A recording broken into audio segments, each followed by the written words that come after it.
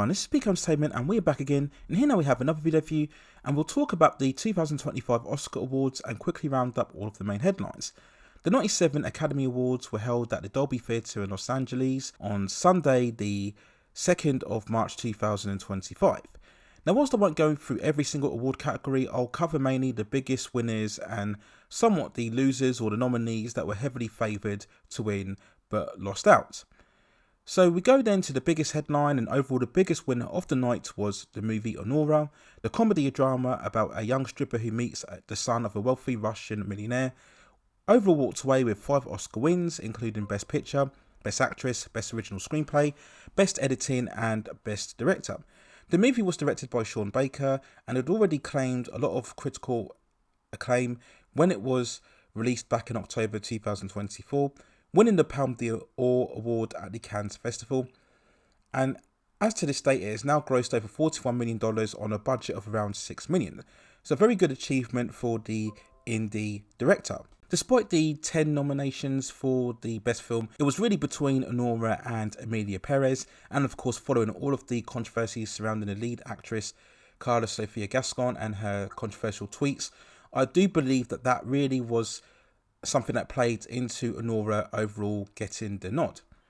Now in terms of the acting accolades, Adrien Brody became only the 9th actor to win the Best Actor award twice, this time winning for his role in The Brutalist, where he played a Hungarian architect who relocates to the United States. The first award coming for his role in The Pianist. Mikey Madison won the Best Actress award for her role in Anora. Now many fans were hoping that Demi Moore would win it for her role in The Substance. That probably would have made the biggest headlines, and as movie fans we always root for the long time established actor or actresses who we see carrying some sort of legacy, so that's why I believe everybody was rooting for Demi Moore, especially seeing as The Substance was seen as her somewhat of a comeback to mainstream cinema, but unfortunately that wasn't the case to be, and Mikey overall won the award. Kieran Culkin won the Best Supporting Actor award for his role in Real Pain, whilst the bigger headline was Zoe Saldana winning the Best Supporting Actress for her role in Emilia Perez. Now overall I like Zoe Saldana a lot, and yes, she's been around for a long time now. We know her primarily from the Star Trek and the Avatar franchises, as well as starring as Gamora in the Guardians of the Galaxy. So she has been involved in major studio movies as well as more smaller scale independent films.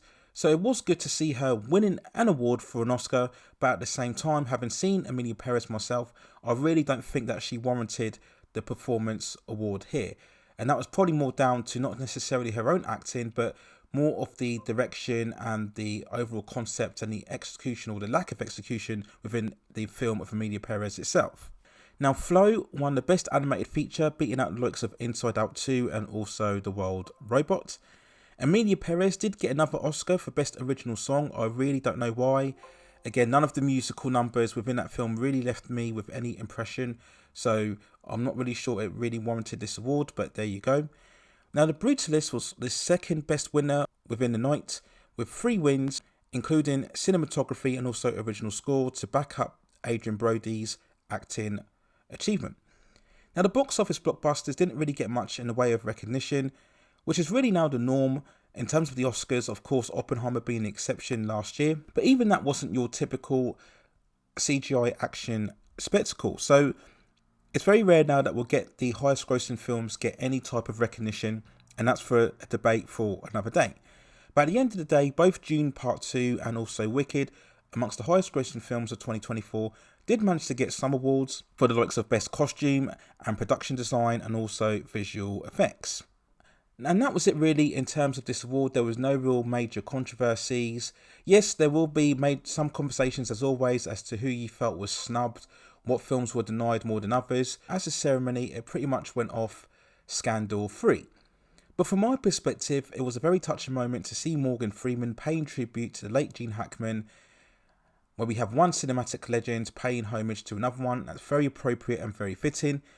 And again, due to the actor's recent passing, I do believe it is important that we do pay tribute to his amazing career and all of the incredible movies that he was involved in throughout his time. It's another reminder that we should really appreciate all of these lasting legends, the likes of Al Pacino, Jack Nicholson, Morgan Freeman, Clint Eastwood, All of these individuals are now in their later years, so we should appreciate them whilst they're still with us. And this moment for Morgan Freeman was a touching reminder of that.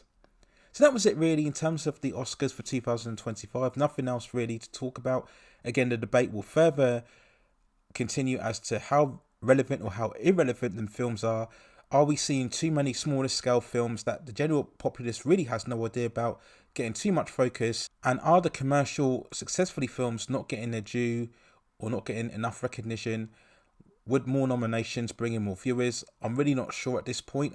I'm not really convinced that the public really cares too much about the Oscars nowadays. And I will always state that any film that wins Best Picture should at least have some sort of impact within the mainstream populace. It doesn't have to be the highest grossing movie of the entire year, but it should be something that transcends to the general audience, that they at least have some acknowledgement of what it is. And I think as well that's something that's very telling with the Oscars nowadays, that there's all the critical acclaim, there seems to be very little resonance within the audience. So whether that will continue for the next couple of years, we will wait overall and see. So that's my overall thoughts on the recent winners within the 2025 Oscar Awards. Let me know what you think in the comments below.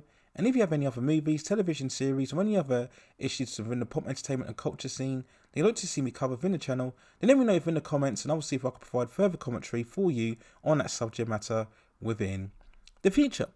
Please consider hitting like the subscription and notification buttons so I can provide you with more high quality content like this in the future. But that's it for now. Take care of yourselves, and I will see you very, very soon. Right, we'll do that now.